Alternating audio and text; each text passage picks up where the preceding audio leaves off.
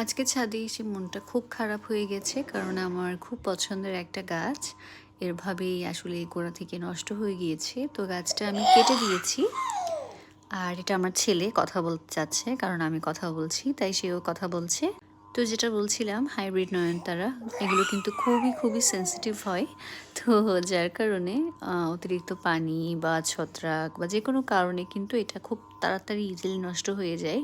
তো আপনাদের গাছগুলোতে সবসময় চেষ্টা করবেন ফাঙ্গিসাইড স্প্রে করার, তাহলে গাছ নষ্ট হবে না। আবার মাঝে দেখা যায় যে ফাঙ্গিসাইড যদি আপনি অল্প পানিতে অতিরিক্ত পরিমাণে দিয়ে দেন সেটাও কিন্তু গাছের ক্ষতি করতে পারে। তো সেই কারণেও কিন্তু মাঝে গাছের ক্ষতি হতে পারে। তো অবশ্যই রেশিও মিলিয়ে ইউজ করবেন।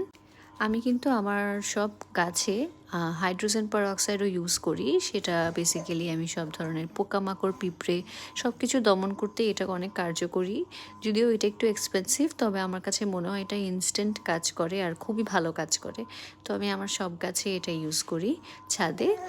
আর এখন আমি ডালটা কেটে আবার লাগিয়ে দিব, কারণ অনেকে বলেছে হাইব্রিড নয়নতারা নাকি কাটিং থেকেও হয়। তো দেখা যাক হয় কিনা, আপনাদেরকে আপডেট জানাবো। আপনাদের যদি ভালো লাগে তাহলে আমার চ্যানেলে সাবস্ক্রাইব করতে পারেন। আমি বেসিক্যালি হালকা পাতলা যখনই ছাদে যাই টুকটাক ভিডিও করে আমার এই চ্যানেল থেকে আপলোড দিই। আর আমার একটা ফেসবুক পেজও আছে, আপনারা যারা আমাকে ইউটিউব থেকে চিনছেন তাদের জন্যই বলা। আমার একটা ফেসবুক পেজ আছে, ফেসবুকে প্ল্যান্ট হেভেন চিটাগং বলে সার্চ দিলেই কিন্তু আমার ফেসবুক পেজটা চলে আসবে। তো আমি ওখান থেকেও আর এখান থেকেও টুকটাক গাছ প্ল্যান্ট কেয়ার নিয়ে ভিডিও বানাই। ইউটিউবে রিসেন্টলি ভিডিও আপলোড করা শুরু করেছি, তাই আমার ভিডিও খুব অল্প পরিমাণে কিন্তু আপনারা ভিউ করেন, এটা দেখতে আমার খুব ভালো লাগে।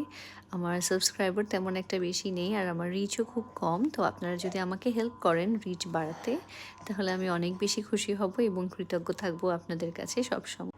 আপনাদের ভালো লাগলে একটা লাইক অবশ্যই দিয়ে যাবেন। আর আপনারা কোন জায়গা থেকে আমার ভিডিও দেখছেন সেটাও কমেন্ট সেকশনে জানাতে ভুলবেন না।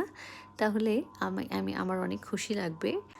আমার বাড়ি চিটাগাংয়ে, আমি চিটাগাংয়ে থাকি। আর